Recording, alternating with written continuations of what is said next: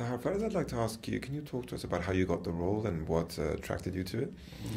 Yeah. First, it was an audition.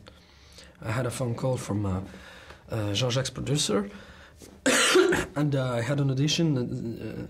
Very strange audition because it was like a day of shooting. They made a set specially for this, and we were wearing costumes, makeup. There were 3 cameras, an editing room. That was amazing, and all in English. So that was hard. But yeah, it was like this. And what attracted me in the movie was the journey of the character, the story, what it deals with, and Jean-Jacques, because he's great. Let's talk about the journey of the character. What happens to this young, shy kid who ends up leading? What happens to Prince Aura? What happens to him?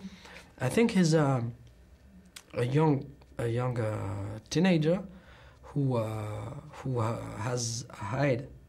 have hid himself in books because he got some trauma.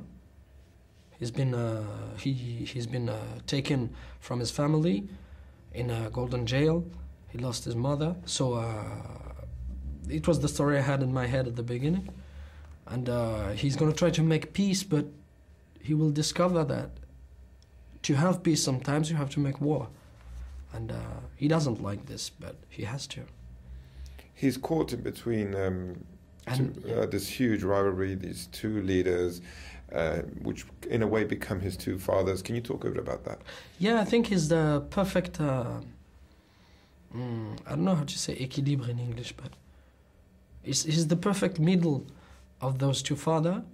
So he is what the people needs to be respected.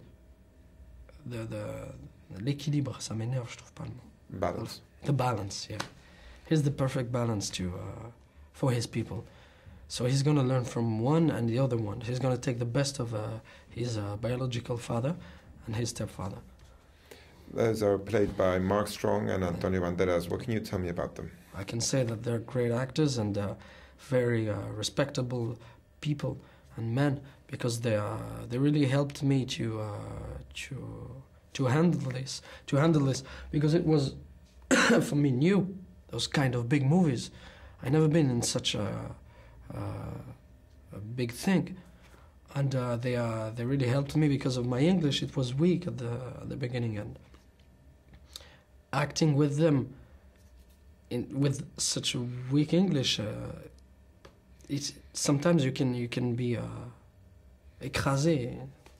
I don't know. You can disappear, and they helped me to be better. And what can you tell us of Freda Pinto, who plays a princess that you fall in love with, and understandably so, in the movie? I can say that she's good, very good actress, and she's very gentle, really, and it helps when you have it. It's never easy to kiss someone in a movie, to feel love, those kind of feelings, and she helped me for this because you can see it in the movie when she appears. She has some sweetness, and that's important for an actor. How did you prepare this role?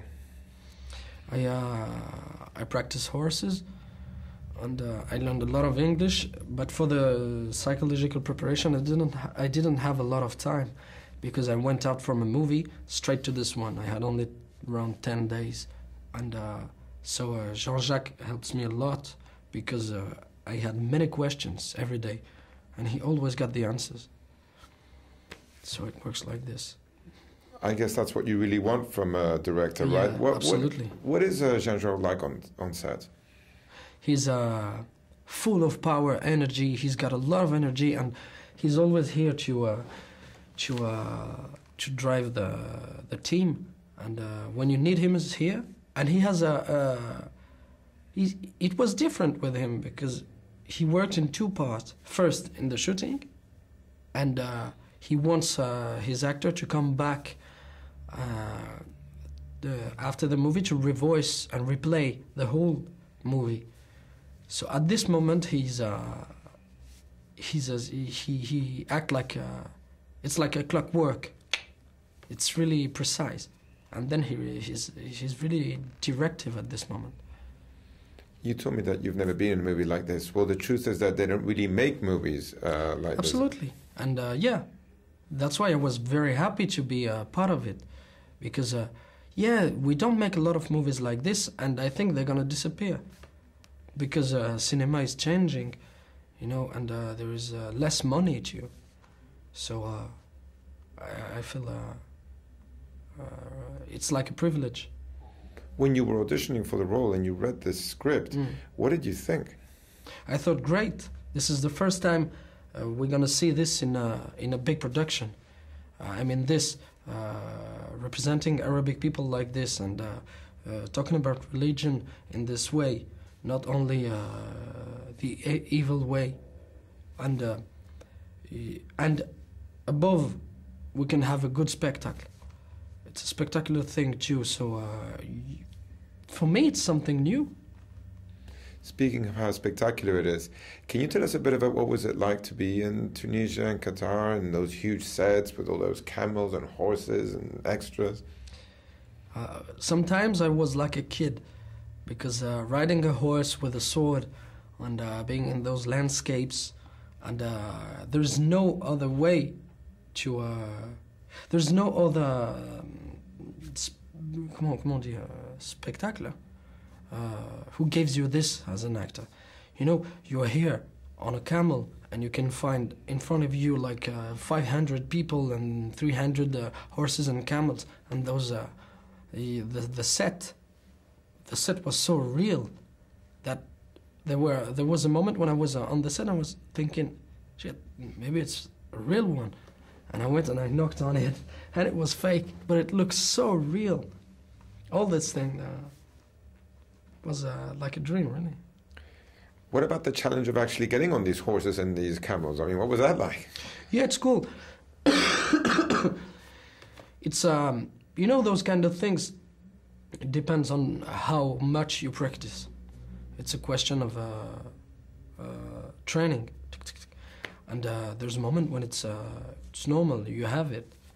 The hardest thing for me was the English. Acting in English is not easy, because it's you feel, at the beginning, the first days, I felt fake every time, because I have to use another music language, which is absolutely different than the French one. So it was hard to believe in what I was acting. Speaking of balance, one of the themes of the movie is to find that balance between your past and the future, right? Between your tradition and progress. Yeah. Do you agree with that? Yeah, of course. That's the message of the movie. That's the way I think emirs in the 30s should have acted. Also, your character is struggling because where are his loyalties? Is it to do what's right? Is it to be with his biological father? Is it to help the father of his wife? I mean, he really is in the middle of everything, right? Always a problem. He always have to make the balance in his in the political way, in the personal way. He's always in this. So he really representing what an ideal. What was I was wondering, what was the energy like on set? With all those things that you were talking about before going on? The energy? It was, we had some troubles, of course, because nature, you don't control nature. Sometimes it's hot and you have the wind and sand in the eyes, things like this. So, but we had a great team, because they fought every day to make the movie better, really. And when you finally saw it all completed, what did you think? What? When you saw the movie finished and you saw all of this, what did you think? I was happy. It was. I was really happy because I was grabbed from the beginning till the end into this journey. So this is what we need in this popular movie to make people understand what Jean-Jacques wanted to talk about. We needed this a great spectacular thing, and it works. a movie about a revolution that was shot during a revolution. Yeah. That's a strange feeling. It's a movie in and out. I mean, when we heard that the revolution began, we were the same day, the day where Ben Ali escaped, the same day we were shooting the end scene. I mean, when Auda comes back in Obeka, and people were screaming "Kill Nassib, kill Nassib," and it was like something real happening in the fiction. Thank you, Tahar, so much for the movie and for everything. Thanks.